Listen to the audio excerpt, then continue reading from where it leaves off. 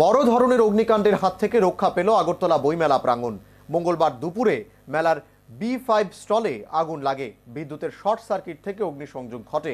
ঘটনাস্থলে পৌঁছয় অগ্নি নির্বাপক বাহিনী। আগুন নিয়ন্ত্রণে আনতে ব্যবহার করা হয় একটি দমকল ইঞ্জিন। শুরু হলো 37তম বইমেলা। প্রতি বছরের ন্যায় এবছর আগরতলা শিশু উদ্যান প্রাঙ্গণে বইমেলার আয়োজন করা হয়। মঙ্গলবার বইমেলার পঞ্চম দিন। এদিন অগ্নিকাণ্ডের হাত থেকে অল্পেতে রক্ষা পেল বইমেলা চত্বর।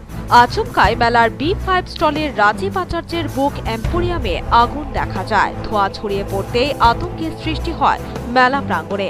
সঙ্গে সঙ্গে জরুরি তলবে ঘটনাস্থলে ছুটে আসে অগ্নি নির্বাপক বাহিনী এবং একটি দমকল ইঞ্জিন ব্যবহার করে আগুন নিয়ন্ত্রণে আনা হয়, জানালেন বই বিক্রেতা রাজীব আচার্য।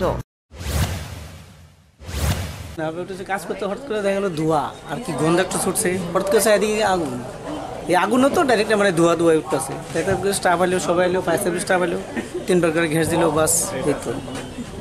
কিভাবে লাগছে মানে এটুকু নাই, শর্ট সার্কিট। তিনি বলেন, বিদ্যুতের শর্ট সার্কিট থেকে অগ্নিকাণ্ড সংঘটিত হয়েছে। দমকল বাহিনীর তৎপরতায় আগুন নিয়ন্ত্রণে আসে এবং কারো কোনো প্রকার ক্ষয়ক্ষতি হয়নি বলেও জানান Rajib. Bureau report, news vanguard.